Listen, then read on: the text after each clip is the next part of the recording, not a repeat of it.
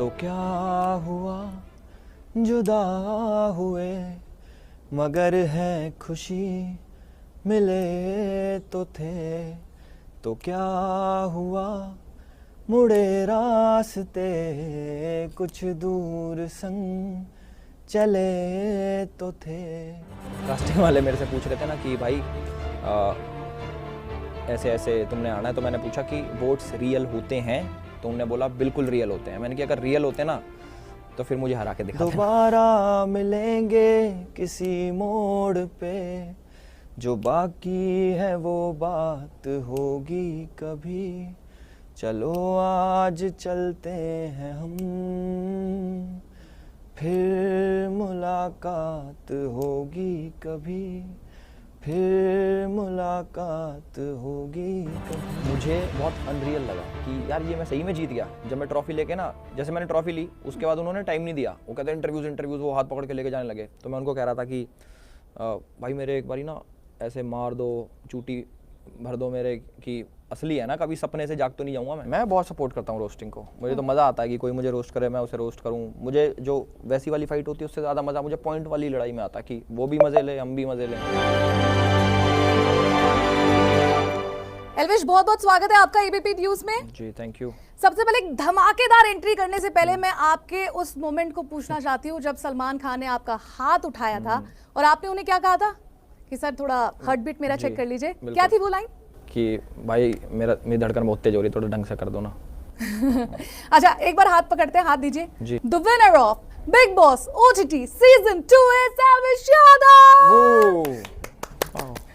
कैसा लगा था उस मोमेंट? क्या चल रहा था दिमाग में और कैसा लग रहा था? मुझे बहुत अनरियल लगा कि यार ये मैं सही में जीत गया। जब मैं ट्रॉफी लेके ना, जैसे मैंने ट्रॉफी ली उसके बाद उन्होंने टाइम नहीं दिया, वो कहते इंटरव्यूज़ वो हाथ पकड़ के लेके जाने लगे। तो मैं उनको कह रहा था कि भाई मेरे एक बारी ना ऐसे मार दो, चूटी भर दो मेरे, कि असली है ना, कभी सपने से जाग तो नहीं जाऊंगा मैं। तो काफ़ी मेरे को फील नहीं हुआ था कि मैंने सही में जीती है वो ट्रॉफी। जी। और वो ट्रॉफी उठाने के बाद सबसे पहले क्या किया था? चूमा जरूर था उसे, गले वाले मिले थे, क्या किया था? कुछ नहीं करा, हाथ में ऐसे रखा था और वो अभिषेक और मनीषा को बुलाया था कि आ जाओ एक फोटो हो जाएगी साथ में।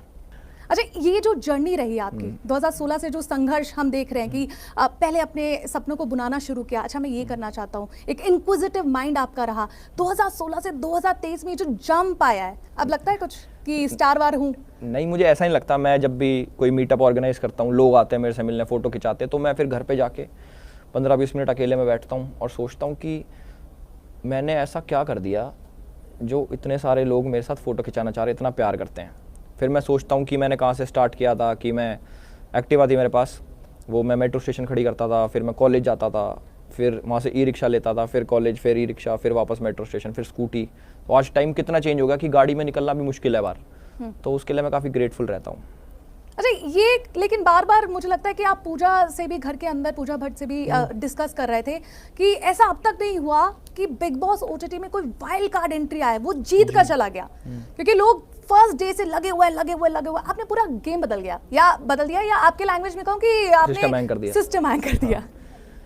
मुझे भी स्टार्टिंग में लग रहा था कि वाइल्ड कार्ड शायद इनके ना रूल्स में होता है कि वाइल्ड कार्ड को जिताना ही नहीं है। तो मैंने उनसे पूछा भी कास्टिंग के टाइम पे कि भाई ऐसा तो नहीं कर दोगे तुम, रियल वोट्स है ना पक्का? तो उन्होंने बोला हाँ भाई पक्का रियल वोट्स है। तो मैंने ना एक चीज़ अभी तक बताई नहीं थी, अब मैं बता दूं। देखो आपके लिए एक्सक्लूसिव कर रहा हूँ मैं सारी चीज़ें, ये मैंने किसी को नहीं बताया। यस, कि जब ओनली ऑन एबीपी न्यूज़। जब कास्टिंग वाले मेरे से पूछ रहे थे ना कि भाई ऐसे ऐसे तुमने आना है, तो मैंने पूछा कि वोट्स रियल होते हैं?